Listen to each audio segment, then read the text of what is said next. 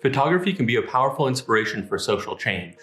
We've seen it over the past 2 weeks with the protests against police brutality that were sparked by the video of George Floyd's death at the hands of the police. And we've seen these protests grow in strength since they started, largely due to the continued stream of photos and video of police brutality against peaceful protesters. We've seen photos spark other changes in civic consciousness as well. During the civil rights movement of the 1960s, we had photos like the one from Kent State, where you had Marianne Vecchio crying over Jeffrey Miller's body after he had been shot by the National Guard there. During the Vietnam War, there were pictures like the one of Pham Thai Kim Phuc, better known as Napalm Girl, who, at just 9 years old, was running naked down the street, having been badly burned after her village was bombed with napalm by the South Vietnamese. And these social movements, inspired by photography, have not just been a United States experience.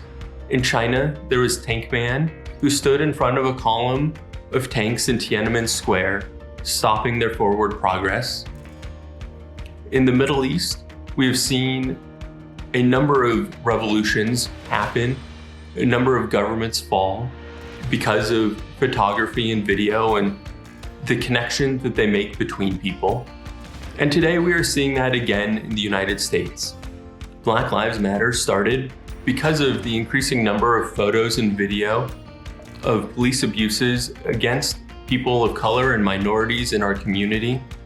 And we are seeing more of these because more people have cameras on them every day. As photographers, we have a civic duty and moral obligation to go out there and try to document what is going on in our communities, especially right now when the freedom of the press is under attack like never before, when police are out there specifically targeting the media and the photojournalists trying to cover these protests. We need more eyes out there, because if we are all out there, the police will not be able to target every one of us. I've had the opportunity to go out and document a couple of protests in my community, and I hope you avail yourself of the opportunity to go out and document protests in your community as well. We see so many pictures from the big protests in Washington, D.C., and Seattle and New York, but we have not seen as many photos from the smaller protests from cities around the globe over the past couple of weeks. So I hope that you will go out and take some photos of these protests and share them with your community. And if you have a link you'd like to share down below, I'd be happy to look at them too. So have a great day. Be safe at these protests, and we will see you next time.